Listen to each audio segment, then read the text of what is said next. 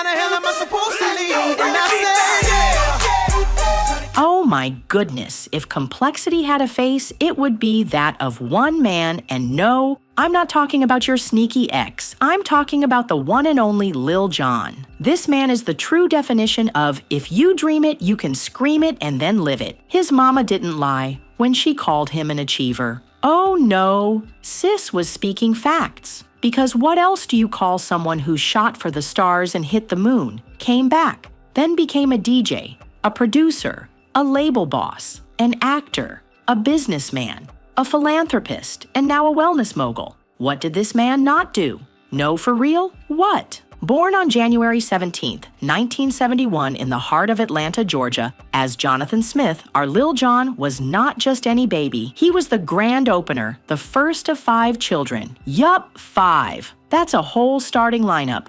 And talk about a power combo of parents. Daddy was a military aerospace engineer, and Mama was a medical professional with the U.S. Army Reserves. That's not regular love. That's battlefield-forged romance. In fact, military blood ran so thick in the Smith household that 3 of Lil Jon's siblings also marched straight into service boots. But Lil Jon? Oh, he marched straight into the beat. Despite growing up in a military intellectual household, Lil Jon wasn't just sharp with his tongue or turntables. He was book smart too. He went to Frederick Douglass High School in ATL, and from his mother's mouth, he was an independent high achiever.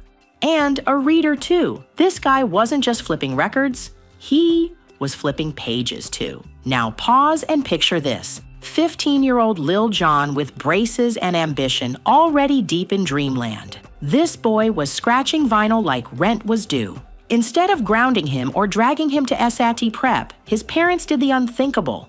They gave him the basement. Yes! They told him, use the space for your parties, we support you. Do you know how madly rare that is in a black home? Most parents will tell you to face your book or face the door. But Lil Jon's folks? They understood the assignment. That's parenting on cruise control. And guess what? Lil Jon didn't joke with that opportunity. He took it and turned that basement into ATL's unofficial party HQ. Teens were lining up to get into those house parties like it was a Drake concert. He was spinning magic, and word spread faster than gossip at a family wedding. The basement couldn't contain his gift anymore, so he took his craft to the streets. Literally. He started DJing in local dance clubs, and by then Atlanta was already feeling the heat. Things got even juicier when he became an in-house DJ at Phoenix, one of the hottest nightclubs in Atlanta at the time. That's where he started rubbing shoulders with industry giants like Notorious B.I.G., Craig Mack, and Mary J. Blige. The boy was moving with legends before he even got his own deal. And while some people leave their passion behind after high school for some boring 9-to-5, Lil Jon said, nah, DJing is my white-collar job. And honestly, it paid off. He got linked with Jermaine Dupri and impressed him so much that he became the go-to guy when Dupri needed someone who really knew the music scene. Dupri hired him to lead the A&R department of So So Def. And that's how Lil Jon became executive vice president of A&R, a whole executive. From there, Lil Jon curated the iconic So So Def Bass All-Stars compilation albums. The first dropped in 1996 and went gold, over 500,000 units sold. One of the bangers, My Boo by Ghost Town DJs. A timeless jam that resurfaced 20 years later thanks to a viral challenge. Internet kids thought they discovered something new. Meanwhile, Uncle Jon was like, been there, done that. Volumes 2 and 3 followed in 97 and 98 respectively. And then in 1995, get ready, he teamed up with Big Sam and Lil Bo to form the legendary group East Side Boys. Their debut single, Who You Wit, wasn't just a hit.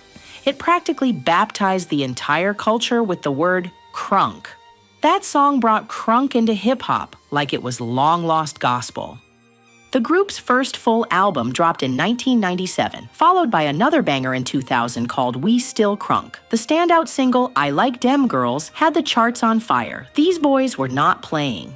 In 2002, they got signed to TVT Records and dropped Kings of Crunk, an album that was loud, wild, unapologetic, and everywhere. The hit single, Get Low, blew up so bad it got featured in Need for Speed. And yes, I'm talking about that To the Window, to the Wall anthem, that one.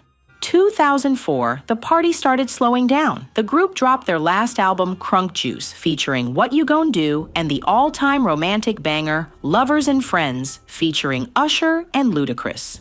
After that, the East Side Boys went their separate ways. Sad? Yes. But was Lil Jon done? Not at all. After all the drama and industry tension, Lil Jon didn't sit around sulking. No, sir, he bounced right back and slid into Jay Sean's double platinum single, Do You Remember, Like a Boss. That track? A hit. It even made it into the remake of The Karate Kid. Yes, the same movie where Jaden Smith was doing kung fu flips. But wait, there's more. Lil Jon wasn't done collecting collabs like Infinity Stones. He linked up with artists like Steve Aoki and Laidback Luke to drop the high-energy banger Turbulence. And in 2011, he teamed up with LMFAO to release the party anthem Drink. That jam was so wild it got featured in the trailer for the apocalyptic comedy The World's End. Like, the guy literally made music for the end of the world.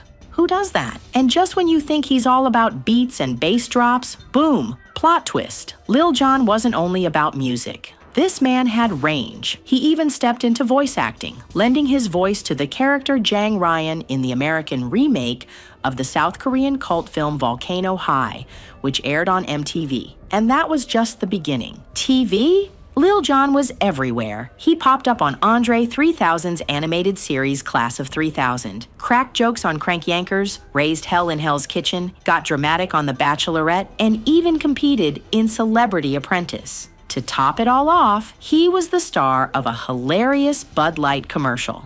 Like, seriously, was there anything this man didn't do? But wait, plot twist. Not everything was champagne and red carpets. In the Bia Bia music video, Lil Jon was caught wearing a shirt with the Confederate flag, and let me tell you, the backlash was hotter than Lagos in December.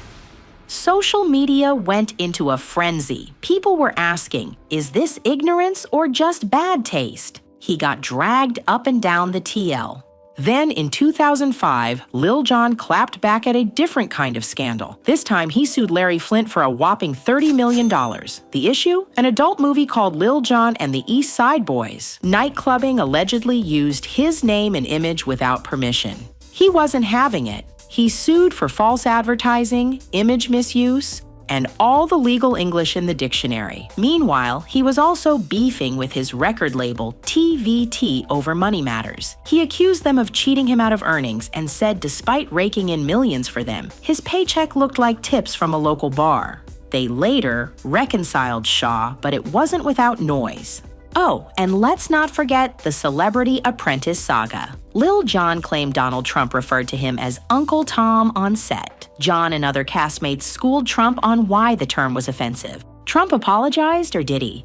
Because years later, in a 2018 press conference, Trump straight up claimed he didn't even know who Lil Jon was. I don't know who Lil Jon is. I really He was on The Apprentice. I don't know. Fast forward to 2024 and another personal heartbreak hit. After 20 years of marriage, Lil Jon and his wife called it quits. Divorce, just like that. But there's a silver lining. They have a son, Nathan, aka DJ Young Slade. And guess what? The boy started DJing at 11 and has been murdering decks ever since. Legacy secured. Awards? Please. This man didn't just collect trophies. He collected shelves to put them on. 2003 American Music Awards. Same year, BMI Urban R&B Hip Hop Awards. Lil Jon.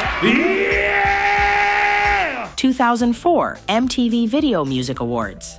Then, 2005, he won a whole Grammy. That's not luck, my dear. That's legend status. But perhaps the most touching chapter of Lil Jon's story, his humanitarian work. He partnered with Pencils of Promise and helped build 2 schools in Mafi Adetekpo, a small village in Ghana. The same man who gave us crunk music also gave kids access to education. Who would have thought? And now, our crunk king has pivoted to health and wellness. In 2024, he launched a brand called Soul Chakra, a holistic line of crystal-themed wellness products. From parties to peace of mind, this man is evolving in 4K. Today, Lil Jon is sitting pretty at $30 million net worth. Still looking sharp at 51, still booked, still relevant. He's proof that dreams don't just come true, they pop bottles and dance in VIP. So if you ever feel like giving up, just remember, from spinning records in his mama's basement to shaking global charts and building schools in Africa, Lil Jon did it all. And if he can, you definitely can too. Just don't turn down for what?